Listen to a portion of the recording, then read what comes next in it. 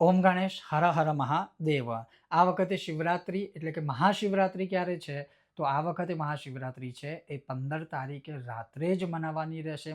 હવે નિશ્ચિત કાળનો સમય કયો છે? તો નિશ્ચિત કાળનો સમય છે એ 15 તારીખની રાત્રે 12:28 શરૂ થશે અને 1:18 વચ્ચે પૂર્ણ થશે. 15 તારીખની રાત્રિએ જ.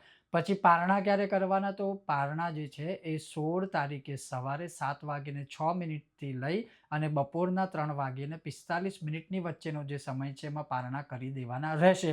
હવે જે 4 પ્રહર છે એ 4 પ્રહર ક્યારે ક્યારે શરૂ થશે? તો પહેલો પ્રહર જે છે એ સાંજના 6:37 શરૂ થાય છે. બીજો પ્રહર છે એ રાત્રે 9:45 શરૂ થશે.